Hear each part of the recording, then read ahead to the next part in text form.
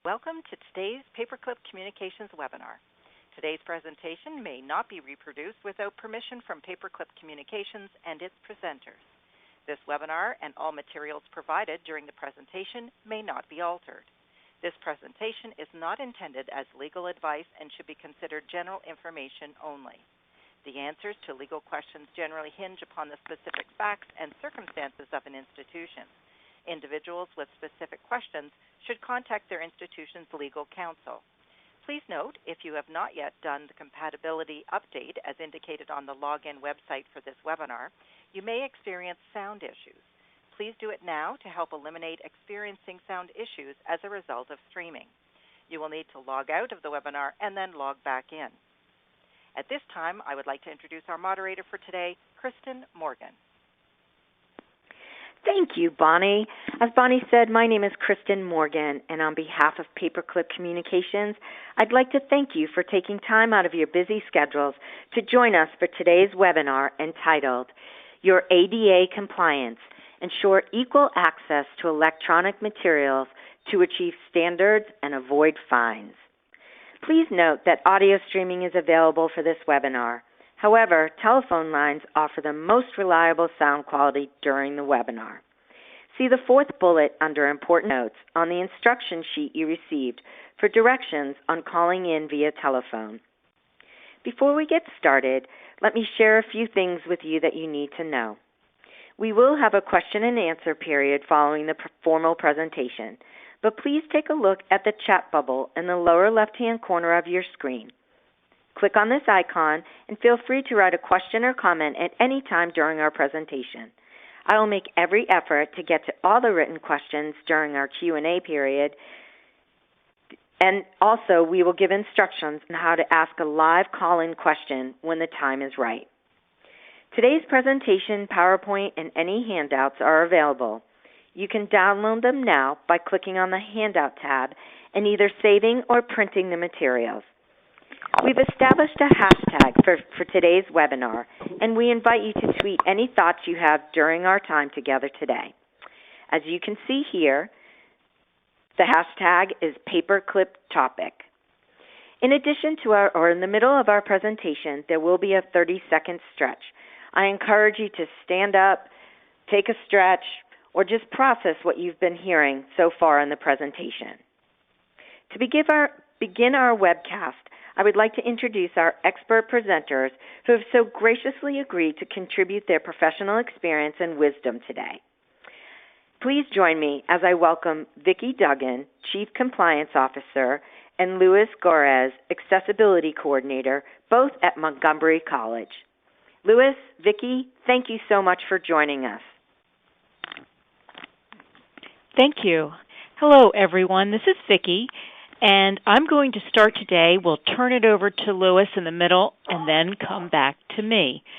We're talking today with you about an issue that each college and university is jointly facing the challenge. And the challenge is how to meet the legal requirements of assuring electronic materials are accessible. Each one of us on the call today has an interest and a need to learn not only what the requirements are, but how to achieve the standards set. As higher education has learned from other high-risk areas of regulatory compliance, and in my office, for example, Title IX, likewise with this regulatory area, one of the challenges is adhering to the regulations, is navigating what is it exactly needed to meet the law, and especially over time as the law evolves or the cases involving the investigations evolve. The regulations aren't always prescriptive. I think we could all attest to that. And at times, it can be said that the legal requirements are somewhat ambiguous or open to interpretation. So at Montgomery College, we've been working on increasing the accessibility levels over time, and want to share some of what we've learned along the way. In higher ed, best peer practice is a good benchmark for other institutions to follow. So let's define the problem. We have a lot of electronic IT resources in use. Many are in the teaching and learning process. Think about the many electronic IT resources used today: learning management systems, electronic databases, faculty web pages, your institutional web pages, videos, audio, your enterprise software systems, lecture capture technology, and on and on. All of these technologies fall under ADA regulations. We also have many employees that are accessing many different types of technologies, and the ability to post content is shared and distributed among many. Adhering to the standards of accessibility is definitely an enterprise problem.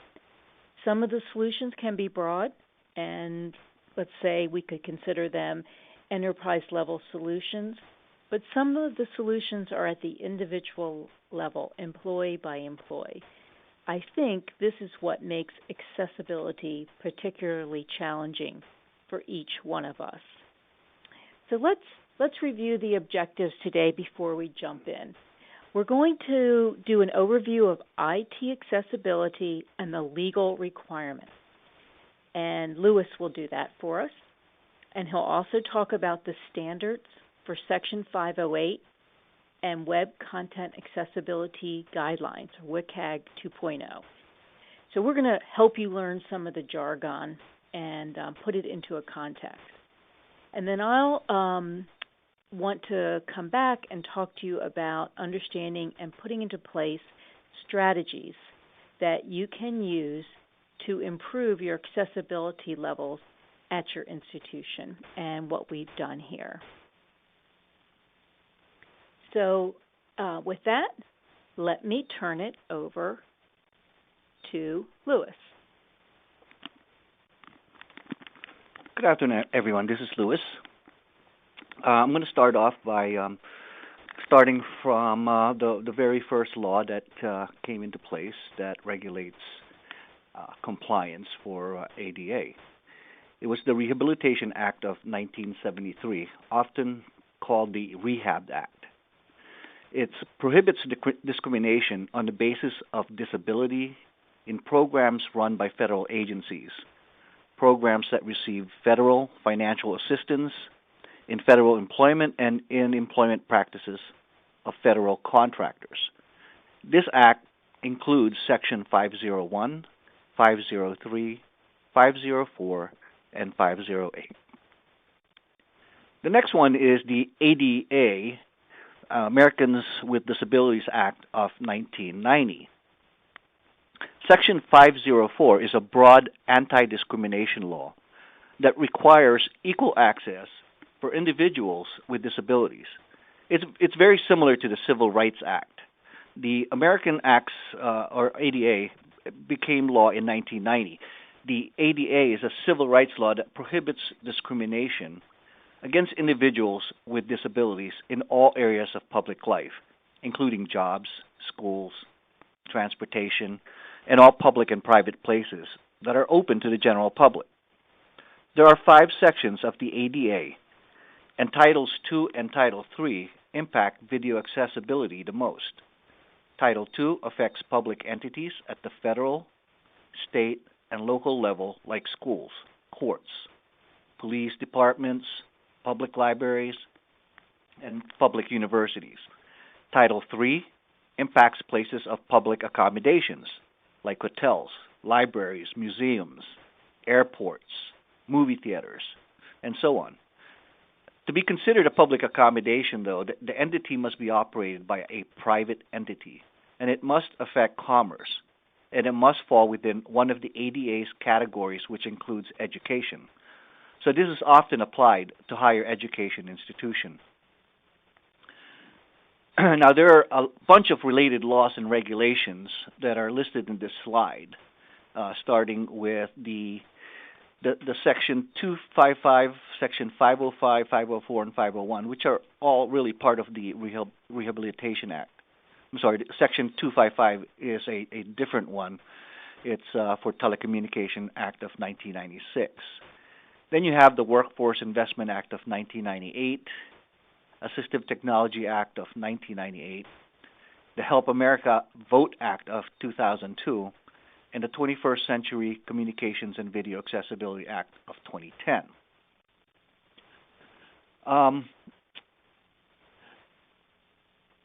We won't go too much into these so that we can stay focused on the laws that surround Section 504 directly. The next one is Section 508. The regulation referred to as Section 508 are actually amendments to the Workforce Rehabilitation Act of 1973. It was introduced in 1998 to require the Federal Communications and Information Technology to be accessible.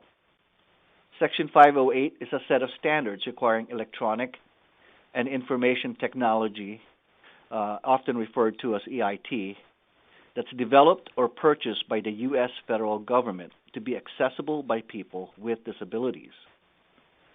Section 508 does not directly apply to the private sector. Now, while many private institutions have adopted the standards outlined in Section 508 as part of their accessibility policy, they are not required to do so under the current law. However, there is widespread expectation that similar laws may be passed regarding websites for organizations that receive federal funds. The U.S. ADA laws are encompassing but vague on how to accommodate the requirements. Like some other U.S. accessibility laws, Section 508 has not been updated to account for new technology. When the 508 standards were released in the year 2000, when most web pages were static HTML without dynamic media, they focused predominantly on websites. Advances in hardware and software have resulted in many products that must be made accessible to assistive technology devices. So 16 years later, websites are so much more complex and important, while Section 508 standards remain unchanged. So the U.S. Access Board has proposed a refresh of Section 508 that will cover more documents and technology. The Access Board proposal directly reference the WCAG 2.0 Level A and AA success criteria. And we'll go into that a little bit more later. Not only for web contents, but also for web applications, software, and documents. There's a Section 508 refresh coming which will update the standards to reflect the changes in technology since 1998. And that may be introduced as early as this October, but I wouldn't hold my breath. So the next slide is a picture. And some of you, and not many of you, probably remember this from last year or before. It trended overnight on the internet. This is a great example I like to use to get my point across with regards to color. When it first came out, the viewers didn't realize the discrepancy until they received the opposite perspective from another viewer. What color is this dress? You can write your responses by clicking on the chat bubble on the left-hand corner of your screen. While you send in your responses, we'll go on to the next slide and provide a definition of accessibility. So what is accessibility? It is the ability for everyone to access, use, and benefit from everything within their environment, regardless of disability or special needs. In the past, and due to the regulations, organizations, institutions, companies, and schools were more concerned about meeting ADA regulations pertaining to their facilities or their physical surroundings.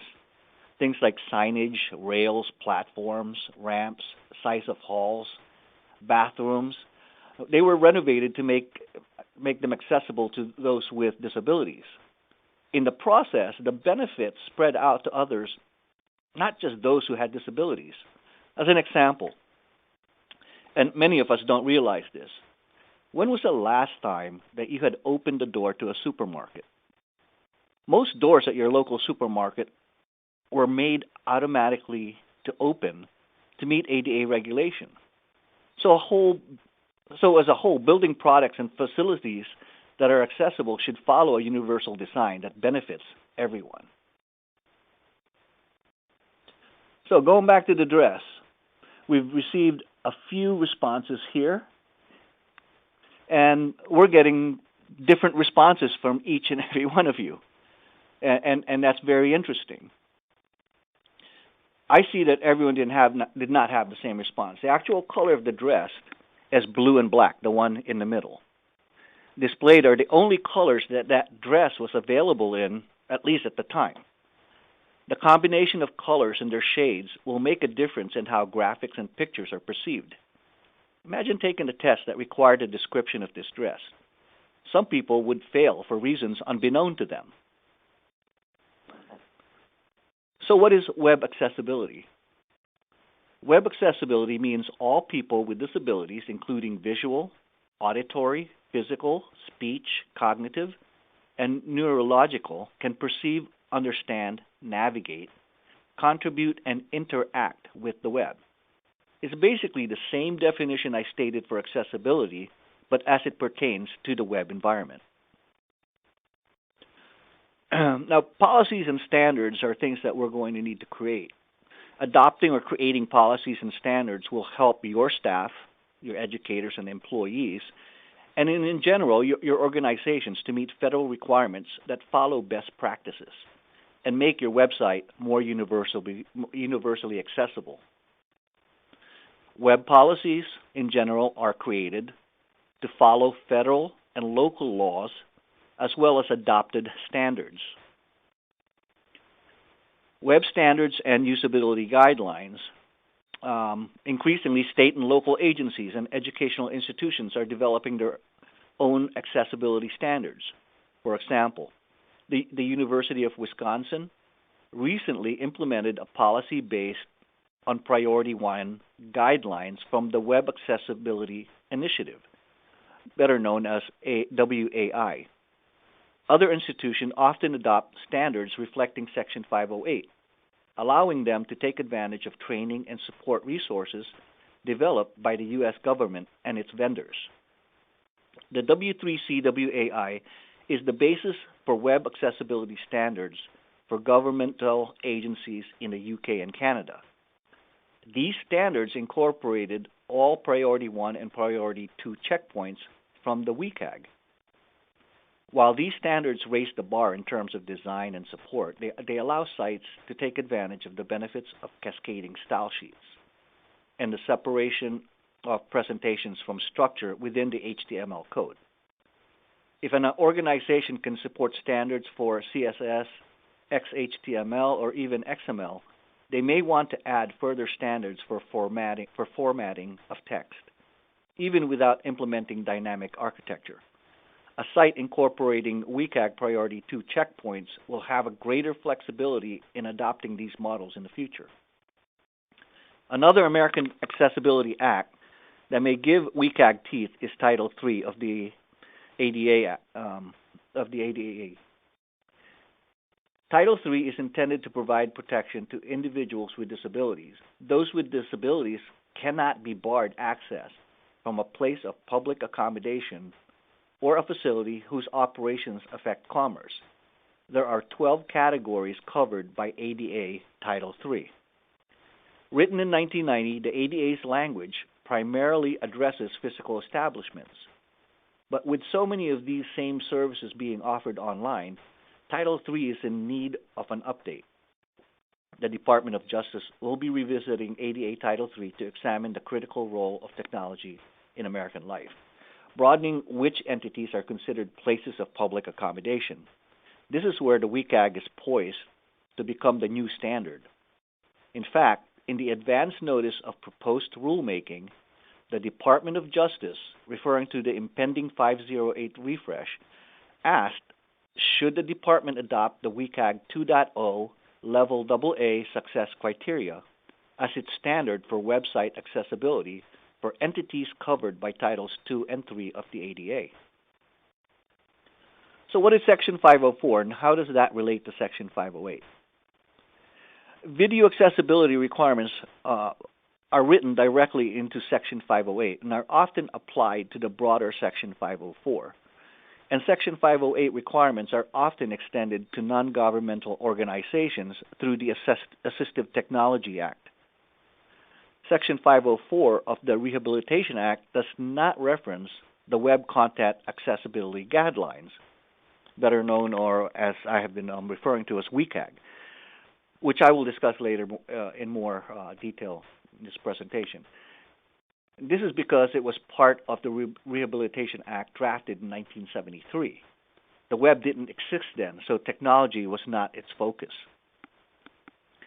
Section 504. So what is the difference between 504 and 508? Well, Section 504 is a broad anti-discrimination mandate which sets the context for accessibility law. Section 504 asserts that disabled individuals must have equal access to all programs, services, and activities receiving federal subsidy.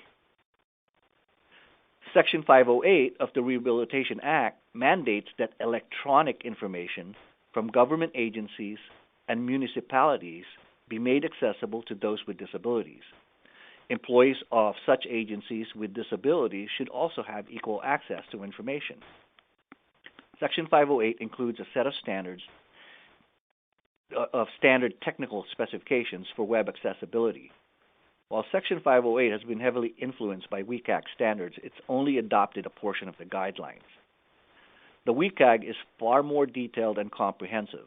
Also, the WCAG gives levels of compliance and testable provisions, whereas Section 508 only assigns a simple pass or fail for criteria. All federal agencies are required to comply to Section 508, with some exceptions. Exceptions may include small purchases of less than $3,000, national security systems, and situations where conformance to the law would impose an undue burden.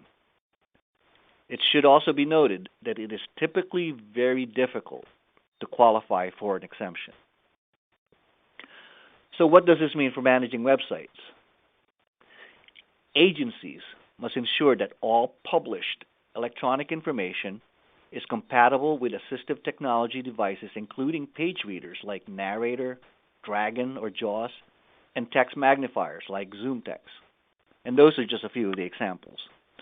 An agency may be able to meet its Section 504 obligation to provide equal opportunity to persons with disabilities and ensure effective communication by making information available in a Section 508 compliant form, and in other cases, in order to meet its Section 504 obligation, they may need to provide an appropriate auxiliary aid to an individual with a disability, regardless of whether information on its website meets accessibility requirements under Section 508.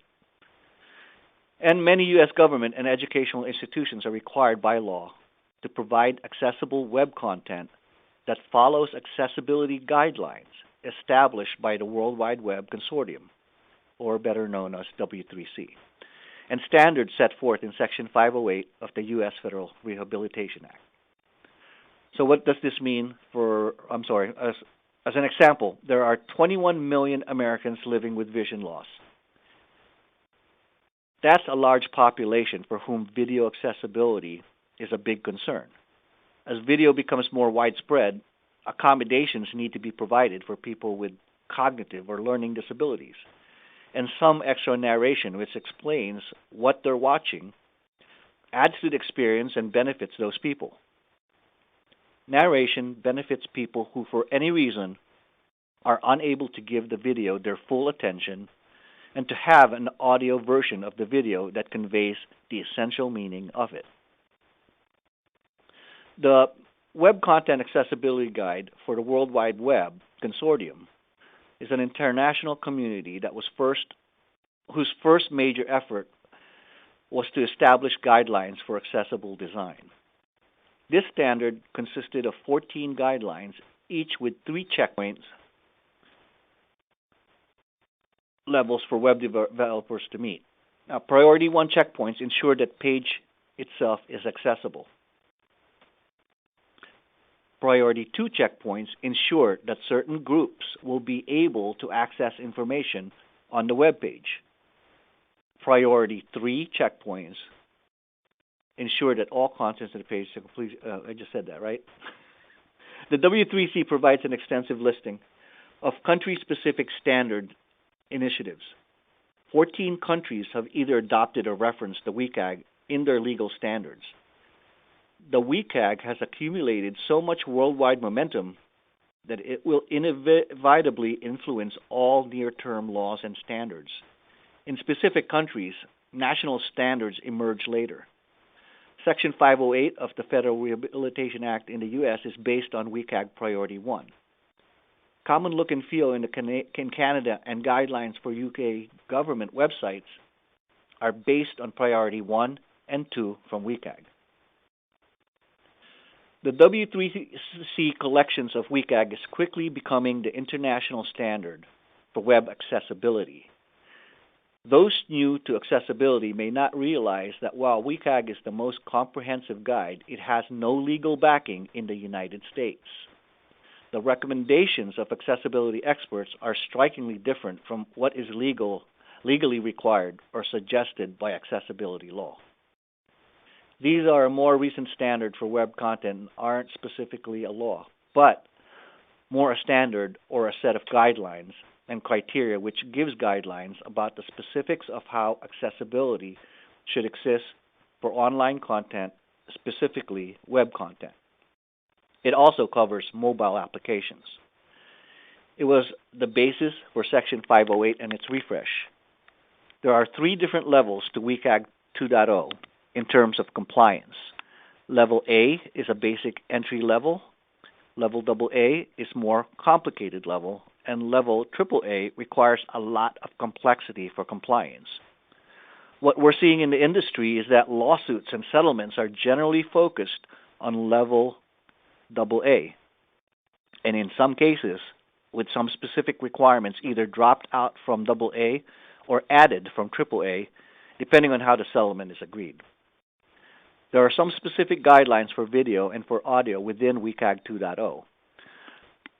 Captions are required at level A for any pre-recorded video, and also at level AA for any live video, live broadcast to video which provide the accessibility for people with hearing impairment.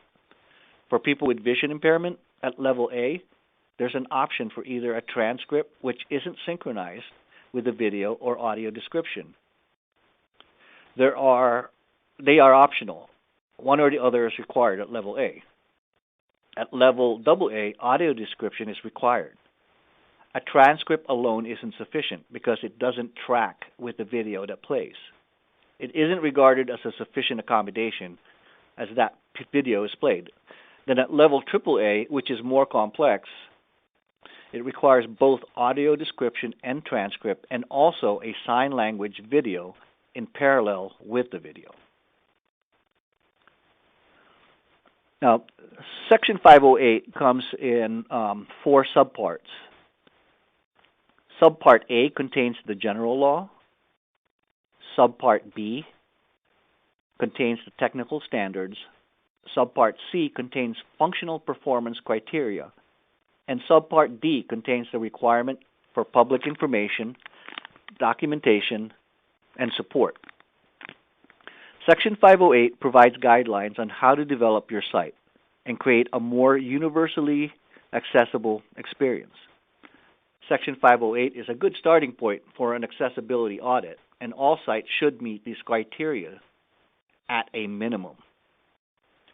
Now, Section 508 subparts B, C, and D are what we're going to focus on a little bit.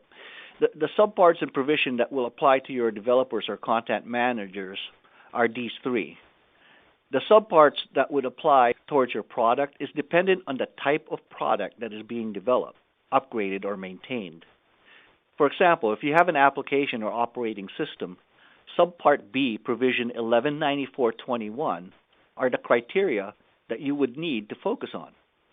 If the product is a web-based site that serves the purpose of disseminating information, then Subpart B Provision 1194.22 would apply.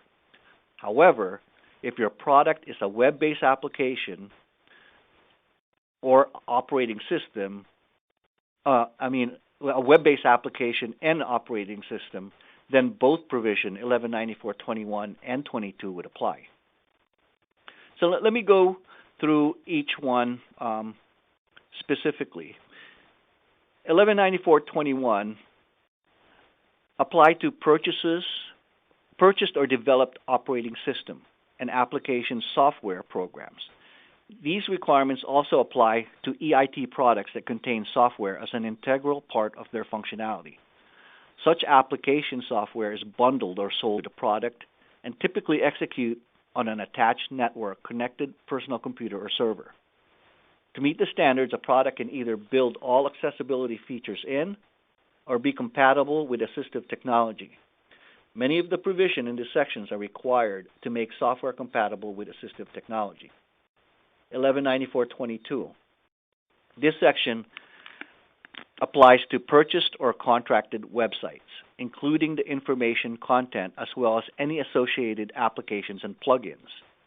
These requirements also apply to web-based interfaces for other EIT products or systems, such as for digital copiers or telecommunication devices, wire, analog and digital wireless, and internet. Web-based information is content provided via web pages.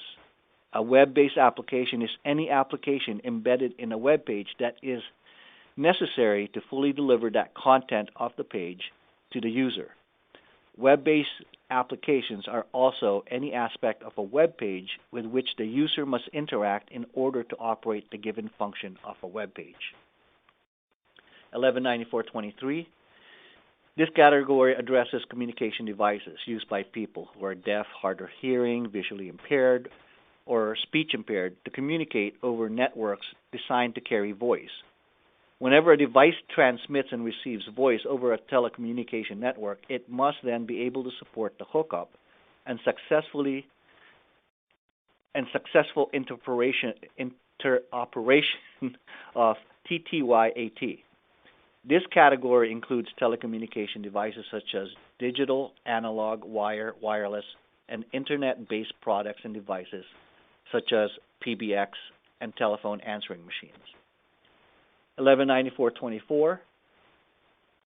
These technical specifications define the requirements for accessible video and multimedia presentation, ensuring that equivalent alternatives to sensory information, including captions and audio descriptions, shall be included, received, decoded, and presented in a usable format. 1194.24 standards apply to AV equipment such as digital and analog TVs, VCRs, HDTV, DVD equipment, and in certain circumstances, PC equipped with TV tuners, receiver cards, or displays used in presentations. The standard also applies to streaming media such as broadcast and cable signals, as well as online presentations. 1194.25 are self-contained closed products. By definition, it is a device unto itself. The Section 508 technical standard for this category apply to products that generally have embedded software and are commonly designed in such a fashion that a user cannot easily attach or install AT. Examples of these products include copiers, printers, fax machines, calculators, information kiosks, or even an ATM. If a product falls in this category, no interoperability capabilities are mandated for it. However, there are some specific requirements that have implications for assistive technology.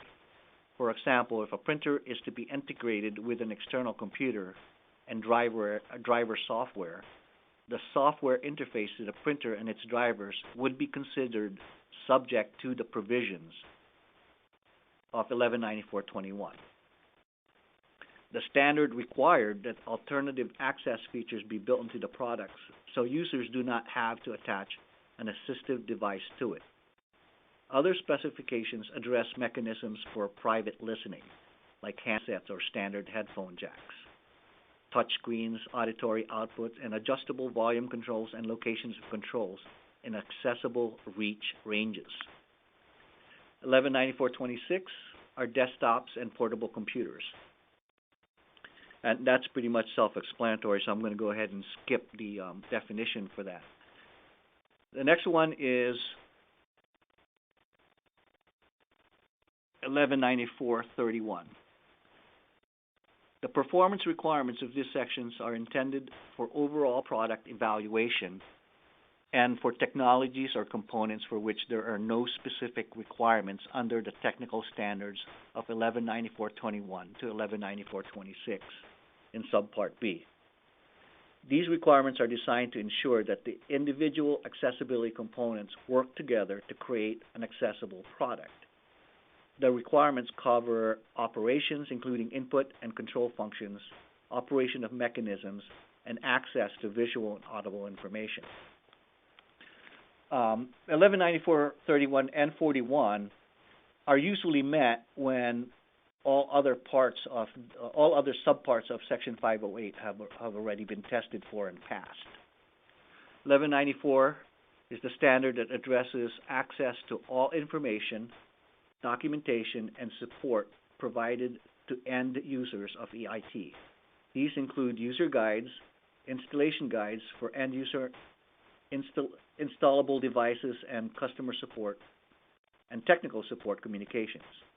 Such information must be available in alternate formats upon request at no additional charge. Alternate formats or methods of communication can include Braille, large print, electronic text, TTY access, and captions and audio descriptions for video materials. However, the easiest solution for documentation is to have the vendor provide the information in an electronic format, such as a CD. Documentation that is available on the vendor's website may be valuable, but it's not sufficient. So now we're going to go to we're going to go to the reference handouts. So if you could pull those out while I drink some water and replenish myself.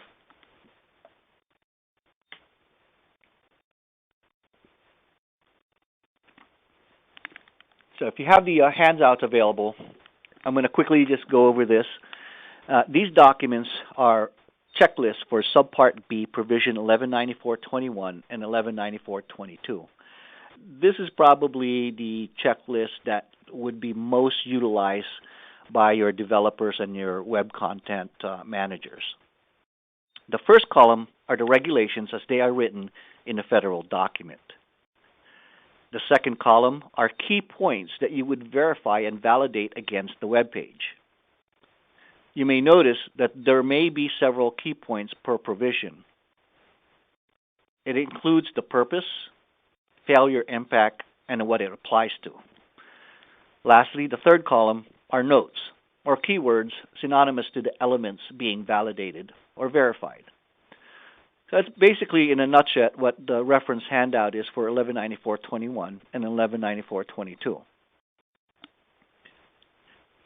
Vicki, that's a lot of stuff that I've gone over. I think it's about time we take a break. When we come back, we'll talk about how to strategically approach and assess your current level of IT accessibility compliance.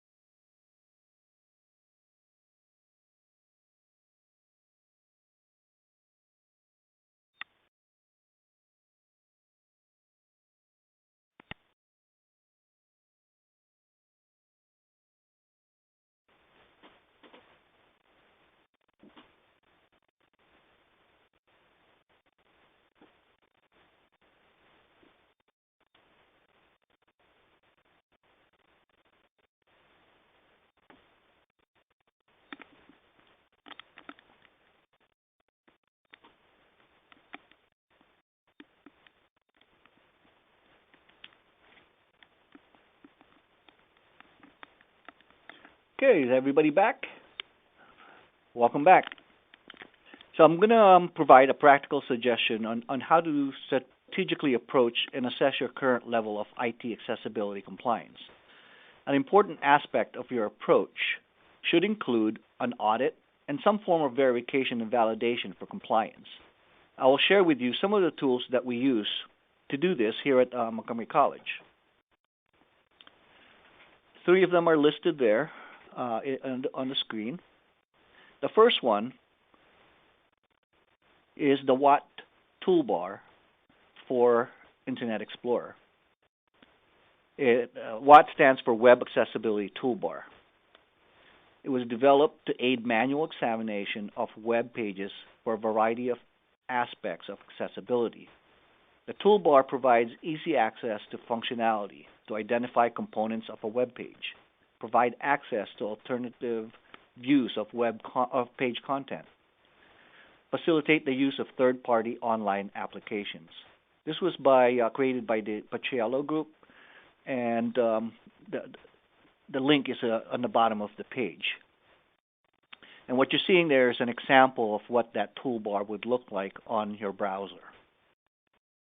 The Web Accessibility Toolbar is a tool for accessibility testers and web developers that help to examine the structure, component, and accessibility features of any given web page. It installs an Internet Explorer toolbar and offers several integrated tools to inspect style sheets, tables, frames, images, as well as a wide variety of tests and features that are provided by other websites, including link check, HTML validation, page download speed, caller simulation, page resolution. It's quite a fun tool to use. The next one is called the Wave toolbar for Firefox. I just found out that it is no longer available because it's no longer compatible with the new Firefox versions, and the Mozilla add-on developer environment no longer supports it. However, there is an alternative available, and it's called the Wave Chrome extension, which allows you to evaluate web content for accessibility issues directly within Chrome. Because the extension runs entirely within your web browser, no information is sent to the Wave server. This ensures 100% private and secure accessibility reporting. The extension can check intranet, password-protected, dynamically generated, or sensitive web pages. Also, because the Wave Chrome extension evaluates the rendered version of your page, locally displayed styles and dynamically generated content from scripts or Ajax can be evaluated. Updates to the Wave extension will automatically be sent to your Chrome browser when they are made available. And that is made by the, what does that say?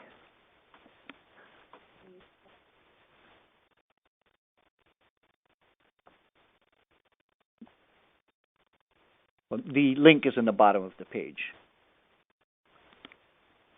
The next toolbar, or the next software I want to talk about, is the High Software Compliance Sheriff. Oh, I'm sorry, I skipped over the Web AIM server tester.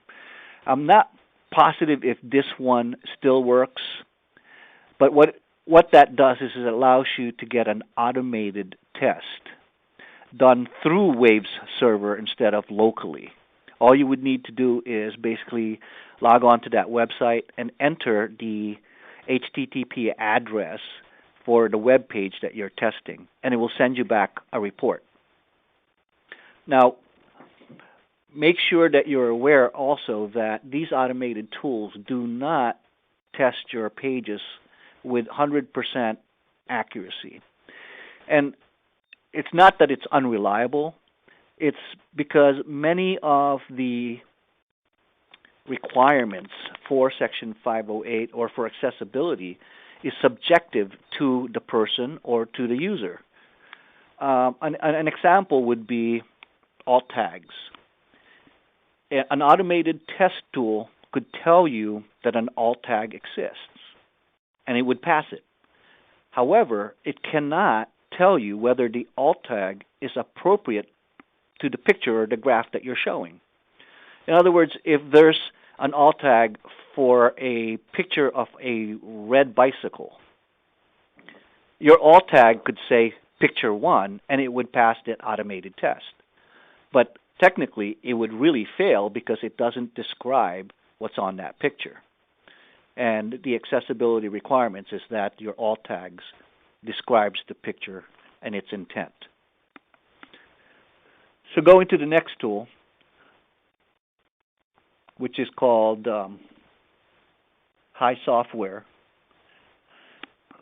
it's Compliance Sheriff by High Software, is a repeatable, practical, and measurable solution for web compliance. It translates paper-based governance policy into a repeatable and enforceable process by using CryptZone's content-aware compliance automation solution. It enforces corporate guidelines and standards within websites, intranet, extranet, web applications, and social computing sites to stay ahead of the explosion of content. Compliance Sheriff provides users with a means to monitor online content for potential compliance issues across digital environments, keeping information safe, appropriate, and within regulatory guidelines. Compliance Sheriff automates content compliance to address a wide range of web governance issues, including web accessibility, privacy factors, site quality, and brand integrity. This is a robust and expensive software that can be utilized outside for many other things outside of web accessibility, monitoring, and audits. You will want to do a lot of research and maybe communicate with other groups within your organization if this is something that your organization can utilize. We use it here to do our initial audit. We use it for baselining. We use it to audit our web pages on a weekly, monthly basis so that we can make sure that the web content managers who put content into the web pages are still compliant. And it's very hard to maintain those types of things manually since we have so many departments and so many sites that we're constantly managing. The next tool is called Common Look, and it is now better known as Common Look Global Office and Common Look Global PDF. They've made major changes to it to make it easier to use. They're both they're a companion to the core Microsoft Office writing tools. Common Look Office Global Access makes it easy for any user to create accessible Section 508, HHS, WCAG 2.0 AA, and or PDF UA compliant PDF documents directly from Microsoft Word or PowerPoint 2007, 2010, and 2013. No prior knowledge of accessibility or specific conformance standards is required to use this. It presents simple instructions to guide the users through every accessibility checkpoint relevant to the document. The Common Look PDF Global Access builds on the strengths of its predecessors, which was called Common Look PDF, to be a professional's choice for PDF accessibility remediation.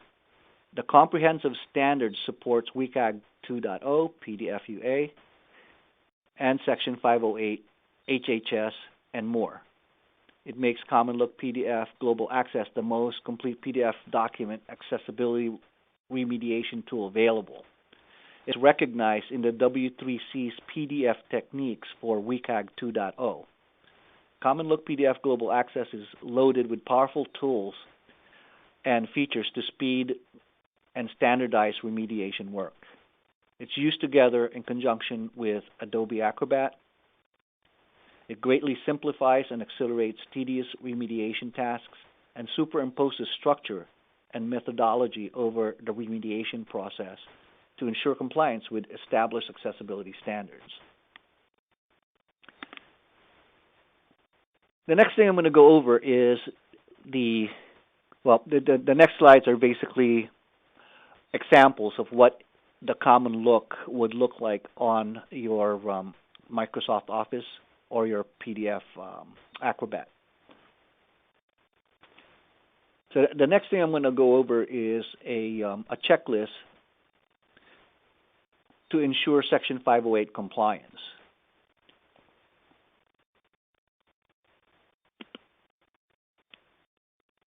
This does not require expensive technology. The checklist below goes over manual defects that can be easily identified without any assistive technology and can correct most common accessibility issues.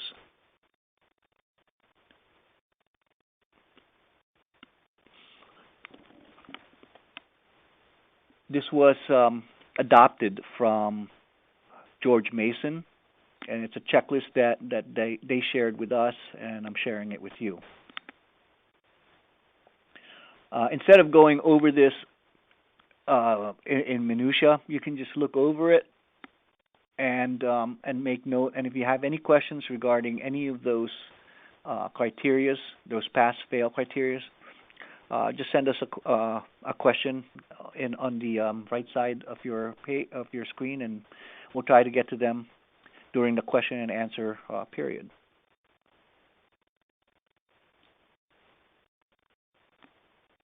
So I'm going to turn this over to Vicki now, so that she can go over some of the goals that you might want to put in place at your organization.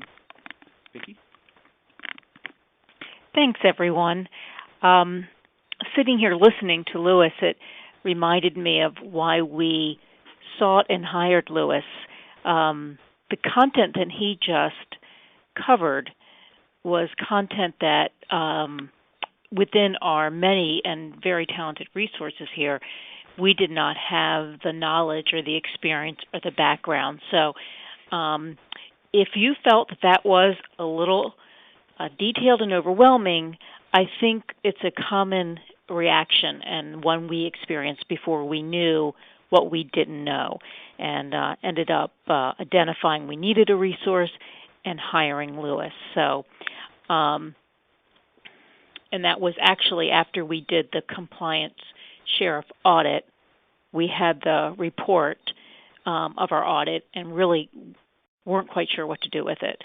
So, anyhow, we're back to kind of thinking, all right, hopefully everybody understands that this is a challenge for us as a group of colleges and universities, and we need to do some things strategically to get attention to it. I talk to many colleagues who say to me, I can't get so-and-so's attention on this.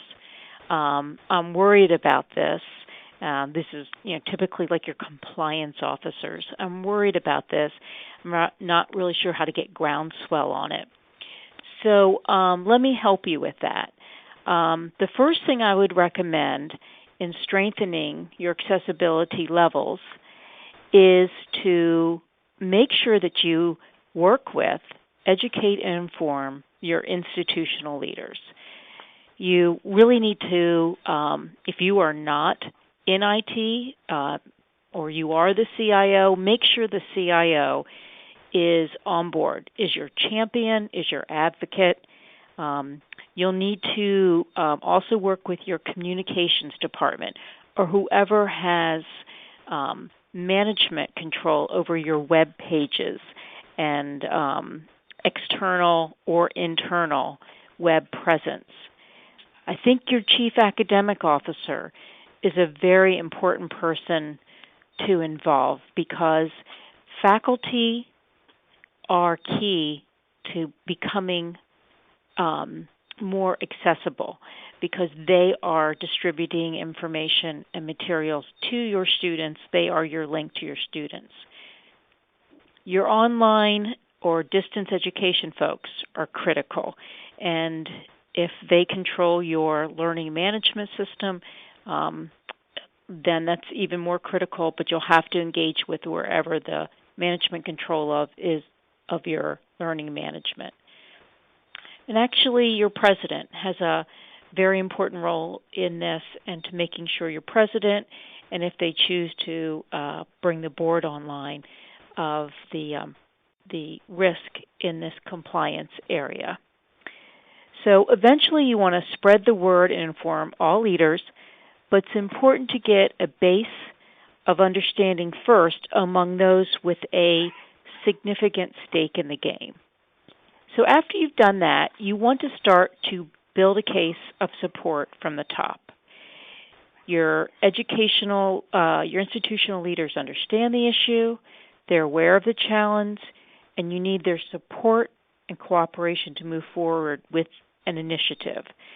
And the support will make it an institutional goal or priority, and that goal should hopefully devote resources to making it happen and to accommodate changes in how things are currently done to incorporate the accessibility factors. I can't stress enough that you'll need this support because there is a stake in this of money, resources, staffing that you must have. So, for example, how that support may play out. Let's say, for example, a video is planned as part of your student college-wide opening meeting, and you realize that this video is going to be played, and you're wondering if it's captioned. And is someone thinking of that as the meeting unfolds? And if it's not, is there some sense of priority that you will want to get that video captioned before you play it? Especially as in our case, we not only show it live, but we may have broadcast it later and afterwards, so it would be watched repeatedly. Another example, one of your college leaders has brought to your attention a new software product that will solve a persistent problem. And the software is for use with probably all or the majority of your college students. The product is not accessible. Do you have the support to look for comparable products that are accessible and to say this really can't be an acceptable product choice? Those are the types of things that support from the top could bring to bear. So when you're building a case of support from the top, you want to advocate for resources and funding. First of all, staff. Do you have access to staff or have staff in-house that have the background and expertise in IT accessibility? And if you're shaking your head no, I think you're among the majority.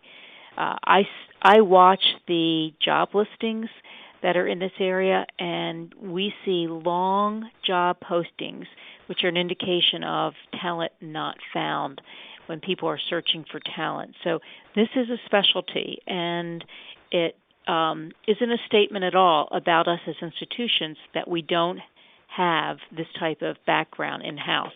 We either need to develop it or to make it ourselves available to it. Then on the budget, this takes money. Let's be frank. There's captioning costs. If you're showing videos and you're going to caption them, there's a cost to the captioning. If you're going to audit your software, if you go that route, there's audit software you have to purchase. There's staff time to devote to the initiative, and then as with all compliance initiatives, training is a critical component. So you need to either purchase training, make training available, and you need to think about a budget and start to advocate for the money to support your initiative. So that initiative would best be in a project plan, something you could put in front of people and get their buy-in. And things that I would imagine you'd want to have in your project plan would be an audit or some means of assessing your current state.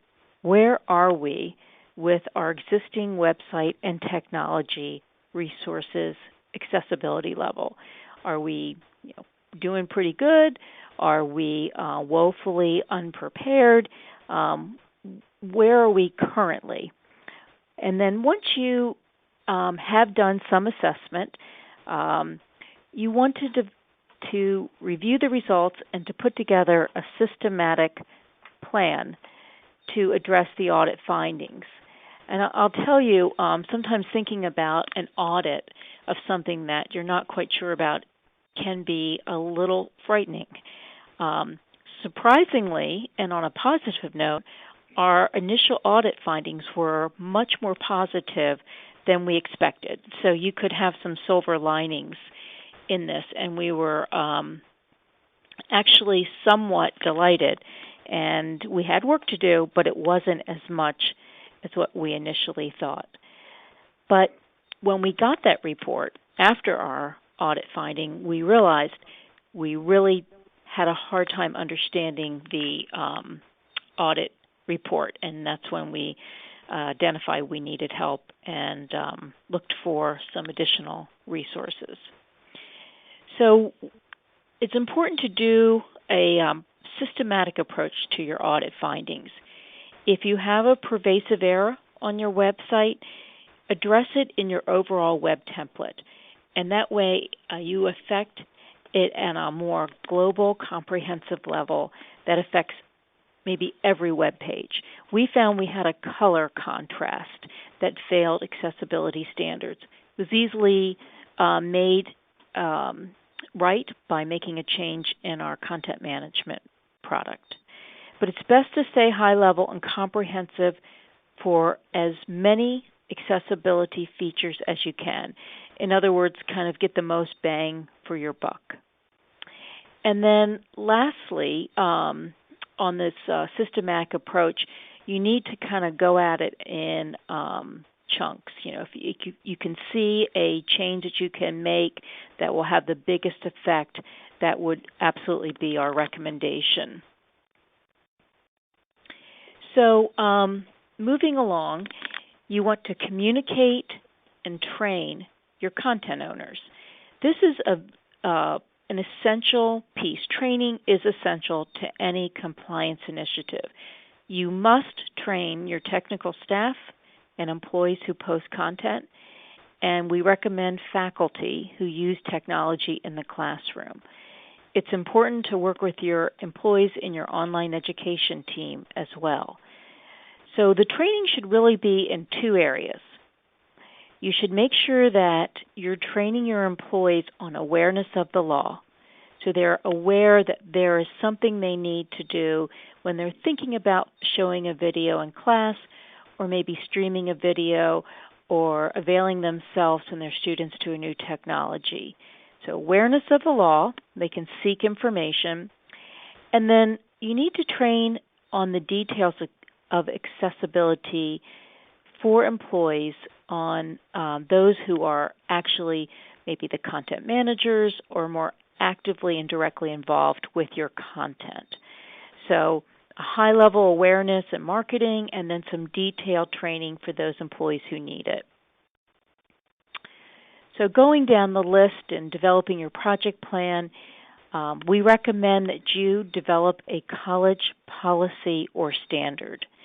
Schools are developing policy to clarify their internal institutional requirements and expectations for accessibility.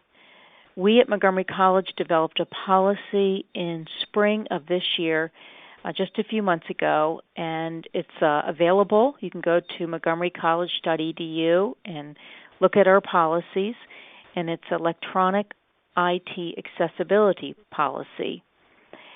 Having a policy serves a couple purposes. One is a concrete purpose of giving guidance, setting the rules, but it also can be aspirational to define where you want to go, a roadmap per se. So ours is some of both. It's concrete, this is what you must do, and it's somewhat aspirational as well. Another important part to put in your project plan is accessibility standards for purchase technology and application. So we've been talking about a lot of technology and somewhat focusing on web content.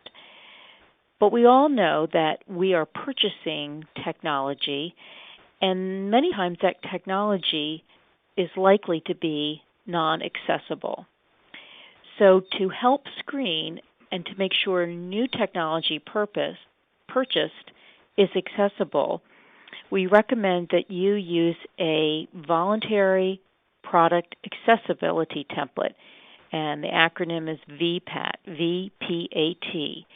And we have an example of that in our materials for you of what we use. When you're going out for RFP or any procurement process you use at your institution, you can do what we do, and we ask our vendors to submit a VPAT with their responses to our RFPs and describe how their product conforms to accessibility standards. That way your RFP review committees can look at the VPAT and assess how their accessibility standards are fulfilled. And I have to caution you that even though you may get fully filled out forms, you want to be careful to screen the product to make sure it actually does meet the standard. We have found that not all vendors truly understand the standards. They may think they meet the accessibility standards and actually don't. What you want to avoid is purchasing something, putting it into use throughout your enterprise only to find out it isn't accessible. And you may have a very cooperative vendor who tries to work through it with you. You may not, but you don't want to find yourself in that position.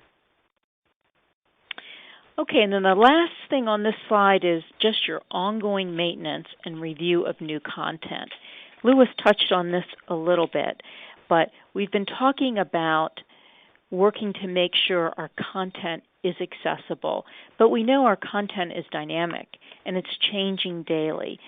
So as we work to assure everything we have in place is accessible, we also need to give some thinking around making sure we're screening new content.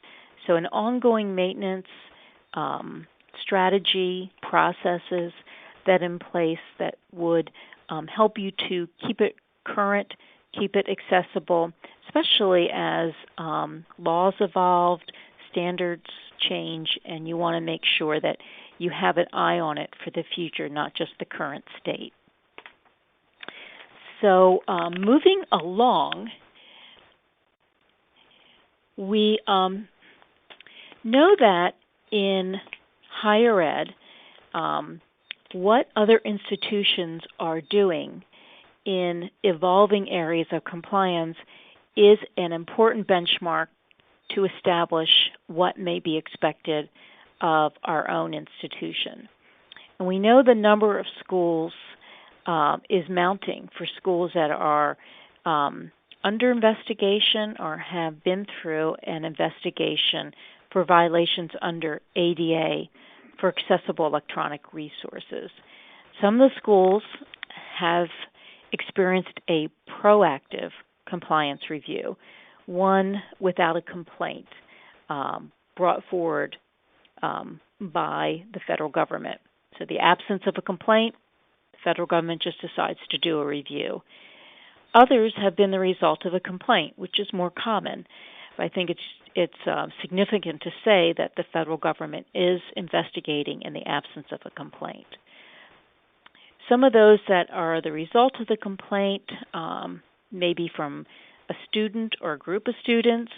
In other cases, from associations such as the National Federation of the Blind or the National Association of the Deaf. The violations and resolution agreements are a valuable way for you to get insight on what the standards are, the requirements and solutions that the federal government believes schools should be following. You won't find it written specifically in the law. It's most important to look at these resolution agreements and recent cases to give yourself a benchmark. So this is an area where there just isn't exact language to define the standards in some cases. So we're looking to other institutions and peer practice to define what we need to do. The Office of Civil Rights Dear Colleague letters provide a significant amount of insight and direction for schools that are hoping to improve their IT accessibility. So you can look at these cases going forward for guidance and to answer how you compare to other institutions. And since this is a trending area, you want to be sure to keep current on the cases and how you compare now, but also in the future. So here on the slide are a few of the cases that have defined the accessibility landscape. And so at the University of Arizona in 2010, Department of Justice charged that the use of Kindles discriminated against the blind. So I recall at that time we had a faculty who wanted to use e-readers in a developmental class as a motivational factor. And this case had just come through, and so it gave us pause and direction in responding to the faculty's request. So you need to use caution on the use of e-readers or mobile devices in the instructional process. Then the next one in Penn State is a landmark case in 2010, and that's shortly after the Jerry Sandusky investigation. Penn State was investigated by Department of Ed, Office of Civil Rights, after a very broad complaint was brought against them by the National Federation of the Blind. The complaint claimed a lack of accessibility on many different areas, including library and department websites, the Penn State course management system, their smart podiums, and even a bank the university had partnered with for student banking services. So when you think about it, that's a very broad complaint, and that was 6 years ago. The implications to the bank was that their digital presence and websites and campus ATMs were out of compliance. To resolve the case, Penn State voluntarily agreed to adhere to the WCAG 2.0 AA standard, and in a very short amount of time, I believe it was 6 months. They also agreed to create an office that handles compliance issues and complaints, to evaluate existing systems, and to consider how systems are developed to adhere to accessibility standards. So these are some of the things that you could be looking to consider. Obviously, this would have been a very challenging position to be in, and one that we would never want to find ourselves in. And it got a lot of attention and set the stage for, I think, a broader national awareness and concern level. Next one is South Carolina. Here's a proactive case. No complaint preceded the investigation of this entire college system. South Carolina Technical College System. This one took place in 2013, and they did a compliance review, the Office of Civil Rights under DOE, for 504 compliance, and required, as a result, in their resolution agreements, required all web content in the system to adhere to accessibility standards. Then, more recently, in 2014, Department of Ed, Office of Civil Rights, settled a case with Youngstown State University, requiring all web content to be accessible, assistive technology in all computer labs, something we haven't talked about today, but is a factor in accessibility, what hardware and software you have to make sure computer labs and classrooms have technology that can create accessibility factors for the disabled. They also encouraged and had them develop an accessibility policy and training all their content owners, things that we are recommending you do. It was after this case that we decided to move up our efforts on our own plans to develop a college accessibility policy. It's been our intent all along, but with this resolution agreement, we decided to move it up, following the benchmarks of other institutions as we're recommending you do as well. So important to do is to look at these Department of Ed OCR resolution agreements on accessibilities. And here's a link for you. We don't want to keep you up at night, but you do need to be aware of what's going on and talking about it, thinking about it, preparing for it, and doing all those steps that we recommend. So I see that in the course of our presentation, we've gotten some good questions coming in. So we're going to turn it over to some questions and answers. Thank you, Vicki. Thank you, Louis. I really appreciate the information that you've shared with us. Participants, this concludes the formal part of our presentation today. Thank you to Vicki and Louis for sharing those insights and experiences on this very important topic. At this time, we'd like to give our audience the opportunity to ask any questions or share your own thoughts. Once again, let me remind you how you can call in or write in with questions. To write in, please click on the chat bubble in the lower left-hand corner of your screen and feel free to write a question or comment to our presenters. In addition, if you're listening through your phone and would like to ask a live question, you simply need to press *1 on your touchtone phone and you will be placed in a call queue until it's time for your question to be asked live. At this time, I'd like to go through some of our questions and answers, and if by chance we don't have an opportunity to get to all of your questions today, at the end I'll give you the email that you can send your questions to, and it's here on the screen now, so that Louis and Vicki can get to those at the end of this presentation. The first question comes in from USF.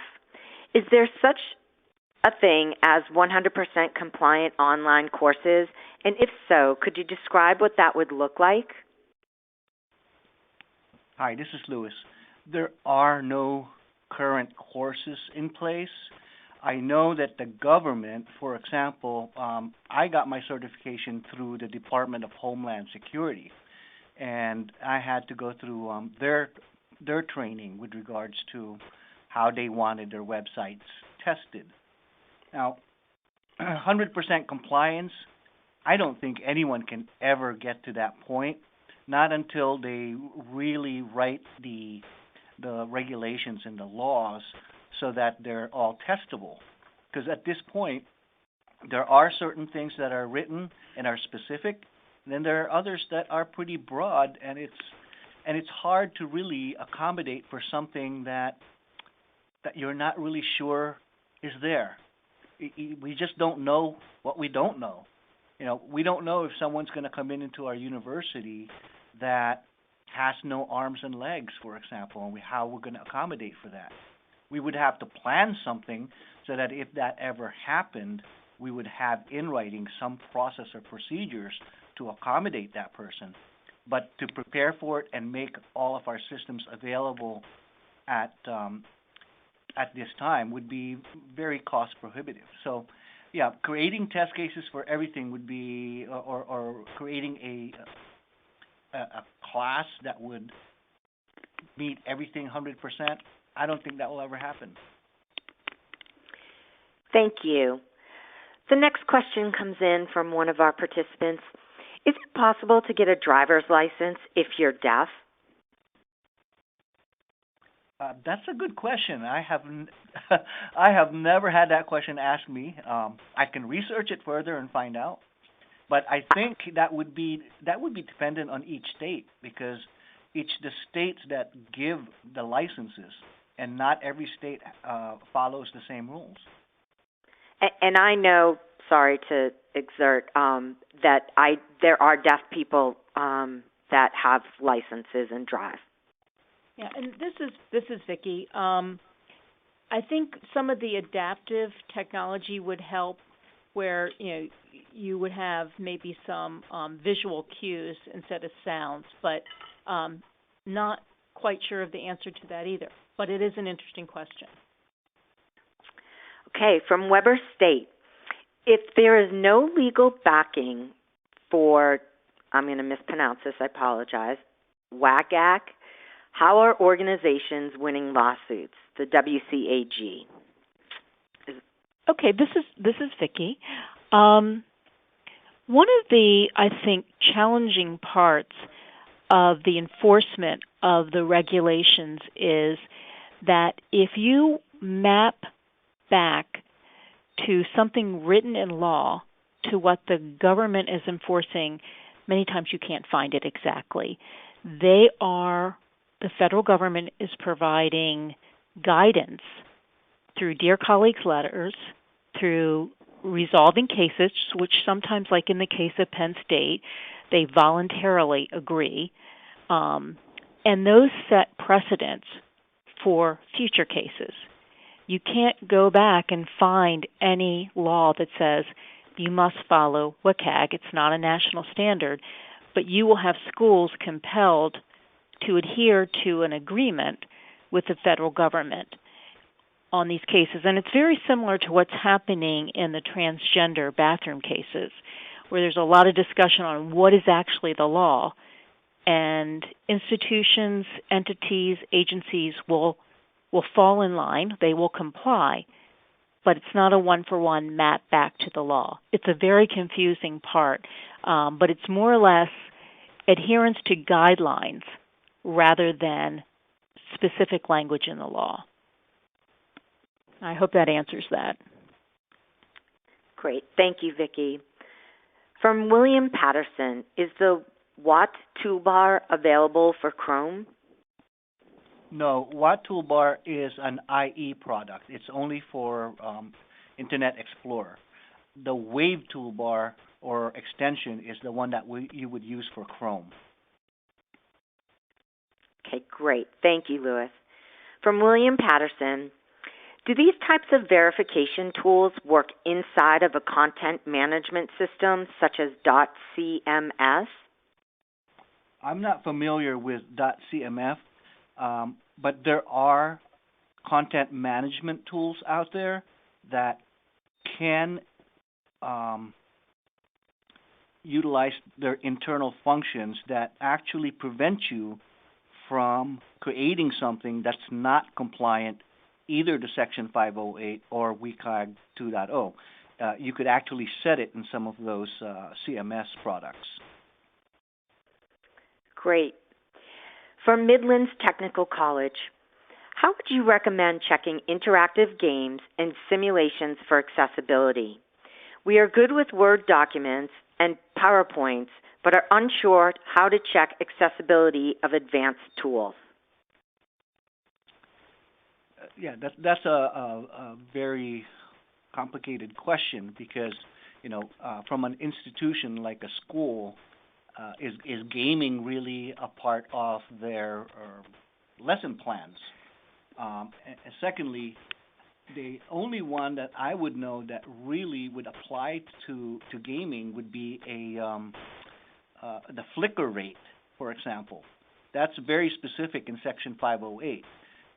You have to meet a certain frequency for flicker in order to have your gaming product work. Because there has been some games out there in the past that had a flicker rate that would actually cause someone to go into an epileptic shock. Now, one of the things that I would recommend is if and when you validate and verify these types of software, I would recommend that they use people with a handicap or who are disabled as testers, because they would be the ones who could tell you whether or not a problem exists. Great. Wake Technical Community College asks, is Common Look free and downloadable? No, unfortunately, Common Look is not free, but it is the cost is minimal. We actually purchased quite a few here at the college because the cost was not cost prohibitive. The only one that's free is the Watt and the Wave toolbars. Great. Another question from Midlands Technical. How do you recommend providing mathematics in an accessible format, such as for an online math course?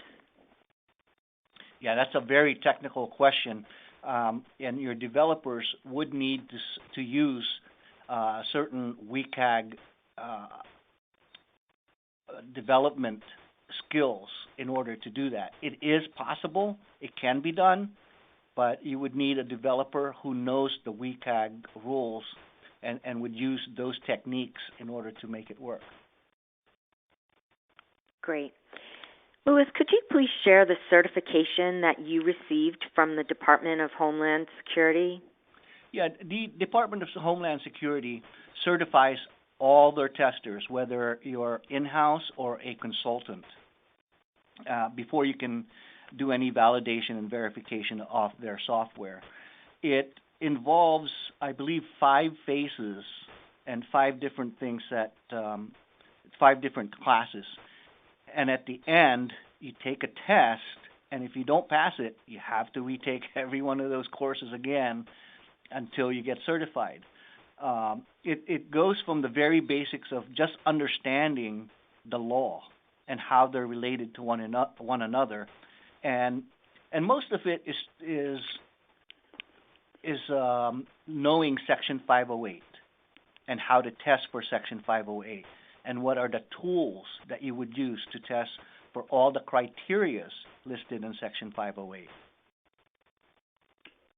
Great. I think we have time for one more question before I turn it back to you and Vicki for the takeaways from today's program.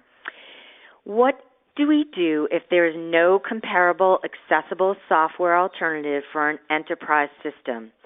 Can we still use it if it is the only option available?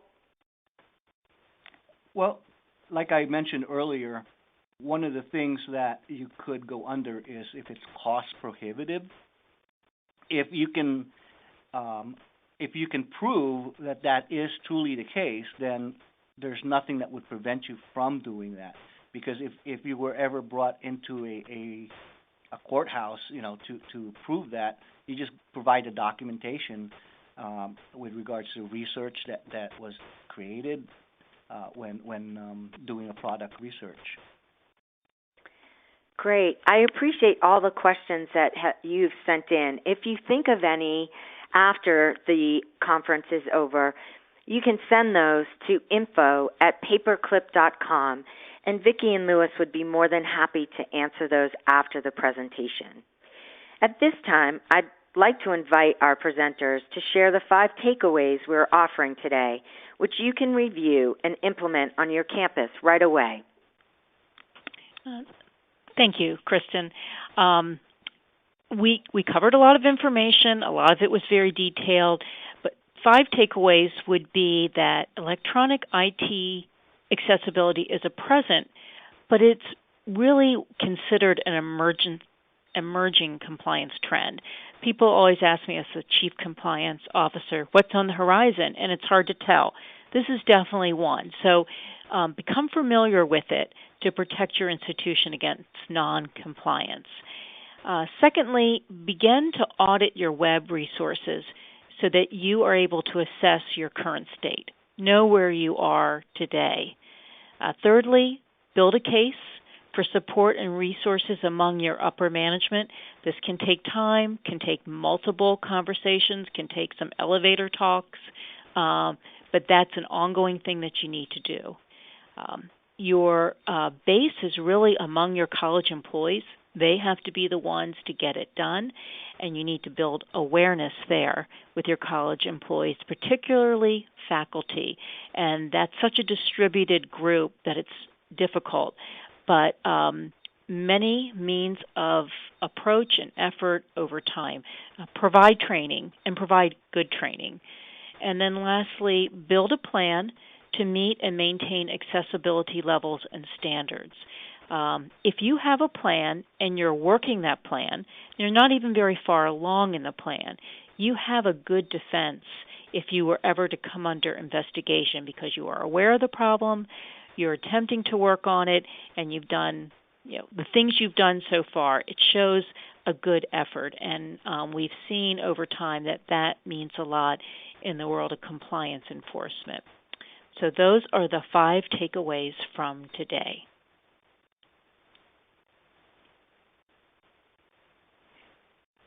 And Kristen, back to you. Fantastic. Thank you again for participating in today's webinar. Please consider joining our Facebook and Twitter communities to be part of our national conversations about higher education. For those listeners who are unable to ask a question in our allotted time, please feel free to email any questions or feedback to info@paperclip.com, and our panelists will have the opportunity to respond via email.